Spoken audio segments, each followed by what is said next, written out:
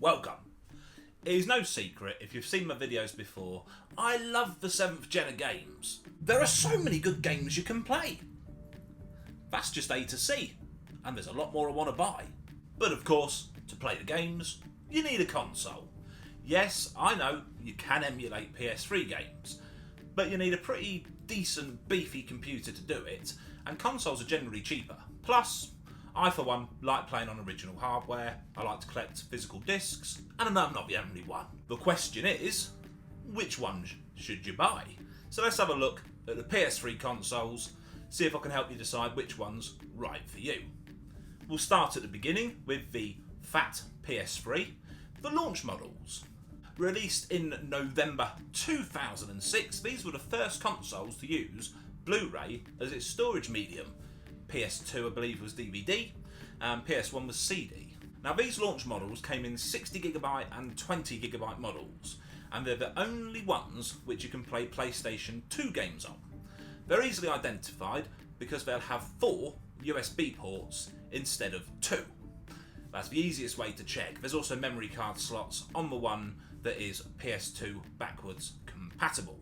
Sony never officially said why it stopped making the PS3 PS2 backwards compatible, but considering that you basically had to have the gubbins inside to play PS2 games, it has got to be a cost issue, isn't it? However, all PlayStation 3 consoles are PlayStation 1 backwards compatible. That's done through emulation on the console. Don't ask me exactly how, I'm not that technical. And it's how I actually play my PS1 games, because it upscales them slightly, makes them look better. Now these do tend to be the most expensive ones, the ones that are PlayStation 2 backwards compatible. They're the more collectible ones, and by far and away the priciest.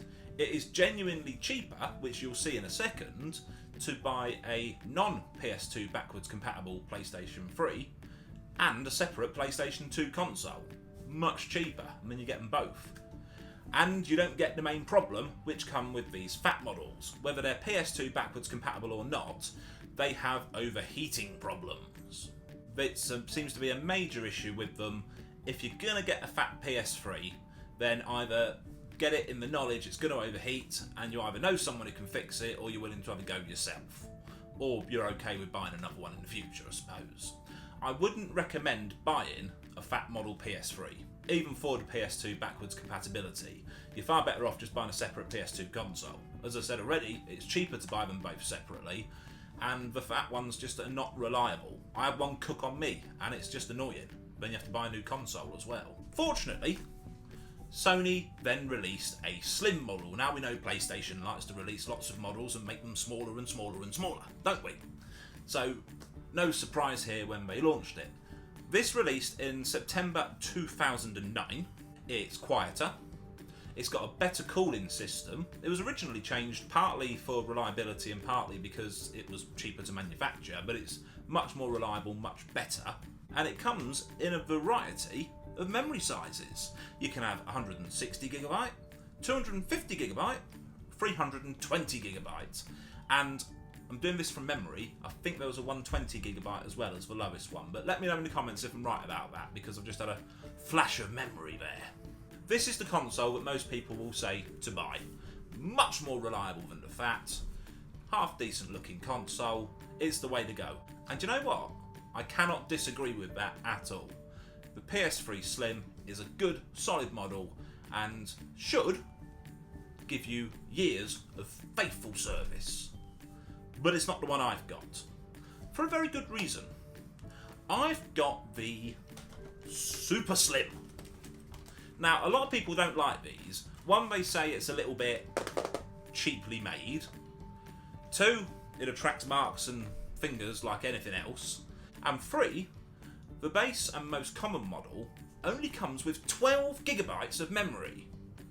Why you would release your final console in the generation with such a small amount of memory, I have absolutely no idea. But they did. And that put a lot of people off, because obviously there's not a lot of room to put games on it. Now you can get, I'm going to stop myself here, models of the Super Slim with 250GB of memory and 500GB of memory. And you can get them in all sorts of different colours as well. So you don't have to have the 12GB, but that is the most common model and the cheapest by far. The reason I've got a Super Slim is because I got it for 25 quid off Facebook Marketplace. And it works perfectly and has done for years and years. So that's why I've got it. It was simply one that was being sold local to me for an absolute bargain. I picked it up and I've been using it for a long time. If it ever goes bang on me, I'll have a look and see if I can get a Slim or a Super Slim without caring which, because I just don't care about this slotty bit on the top, because you can't see it when it's in the telly cabinet anyway. And I do quite like the slidey top drawer. It gives me comfort that if it was to break, I'm not going to lose my game disc. But hey, that's just me. Let me know which you prefer the look of in the comments below. I would say avoid the fat models because they're just too unreliable, and look at either a Slim or a Super Slim, and look at either a Slim or a Super Slim, depending which you can get cheaper. That's just my 2p, my little bit of advice. It's what I've done and will continue to do so in the future. The great thing about the PS3 is they are a bargain. I've been showing you prices throughout this video from CEX, just to use that as a base, but if you look on things like Facebook Marketplace and eBay, then you can actually get some real bargains like I did, because a lot of people will just see them as old consoles and think they're pretty worthless and sell them off for practically nothing. Obviously you don't get a warranty or anything buying that way, so if you want to pay a little bit extra to get it from a proper shop which gives you 12 months warranty, that's your call. I can't really advise on that. You do what's right for you. But before we go, there's one other little thing to think about when buying a PS3 console. The controllers. There's two. When it was first launched, you got what was called the 6-axis, which was named after the fact it had motion technology. It could register you moving side to side and up and down. If you've played Heavy Rain, you'll be familiar with this. Although it was used in other games as well. But no rumble. So it was a lot lighter, but it had no rumble capability. This was due to some lawsuit with whoever developed the rumble technology.